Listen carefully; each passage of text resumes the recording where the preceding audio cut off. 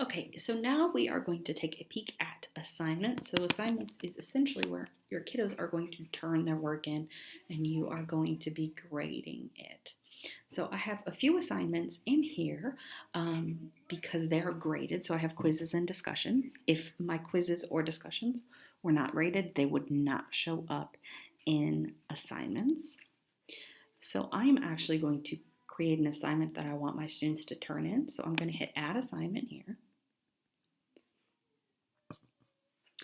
And I am going to go ahead and name this Shapes in the School. So here I am going to, in this page area, this is where I'm going to give my directions. If I have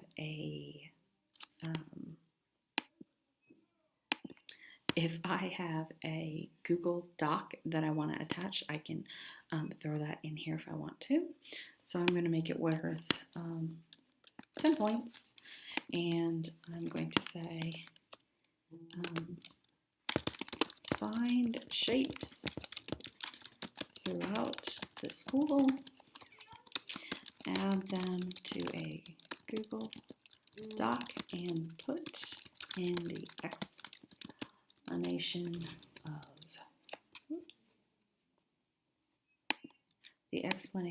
of how you found this shape and what shape it is. Okay, so now I have this as an assignment. It's going to display as points. I can do percent, complete, incomplete, grade. So just the same as quizzes, just the same as discussions. And I'm going to do submission type. So does this mean my students are turning it in hard copy, giving me paper? If that is the case, I'm going to do on paper. If they are doing like a link to a Telegami or something, you would choose external tool, or you could also do online. Either way is fine. So I'm going to do online, and now we have a whole bunch of options. Is it a text entry? That essentially means students are going to get this box, and they're just going to be able to type their entry in, okay? So I usually leave that unchecked because I want a little bit more than that. Do I want a website URL? So if they're doing a Google Doc, I'm probably going to want a website URL because they're going to take that URL of the shared document. They have to share it, and you're going to be able to see it. You could also do media recordings. So maybe the kiddos are walking around the building with their iPads or their Chromebooks, and they're filming all the shapes that they see, and they're talking about them as they see them. So that would be a great use. File uploads. So that means, your JPEGs, your PowerPoints, anything like that. A PDF that maybe they created, a Word document, anything like that, okay?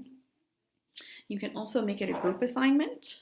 So just like in discussions, where they can sign themselves up, or they can, Canvas will automatically split it into groups, or you can create the groups. So you get to decide on that, how you want that to be set up.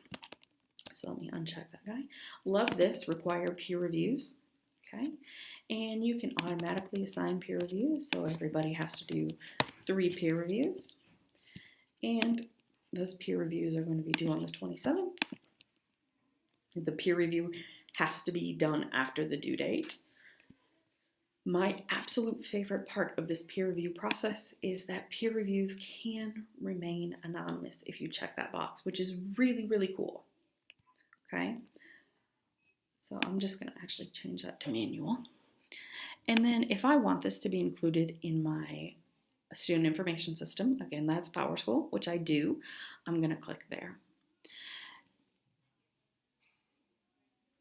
And then I also can have moderators. So if I have a TA, I could add them in as a moderator, and they can also grade as well. Again, if I have multiple groups of kids, so if I have my groups in, I can assign to different groups. And I'm going to make this due on the 13th. And it will be available for my students today until the 12th. Okay? So if I have another group of students, so maybe I just have one student in this course, it's not going to work for me. But let's say I have Lindsay Sipe in here. And you're going to actually look the student up by student ID number. Okay. If I was a student in my class, I would be able to see my name. And I can say, you know what? I actually want them to have this due on the 20th. So they get an extra week. Okay. And it's available from now until the 20th instead. Okay. So you could do that for different groups as well. When you're ready for that, you're going to hit save and publish.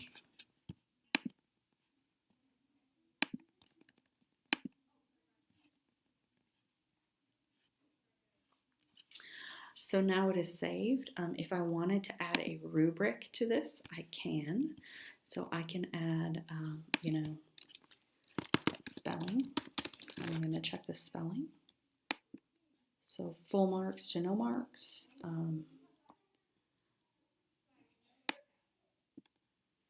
I can make it worth, 5 points or 3 points. I can add criteria in, so I could just keep going.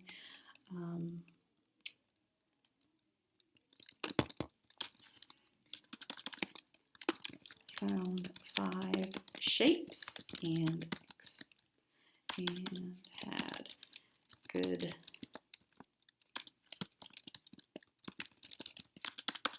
explanations of all of them.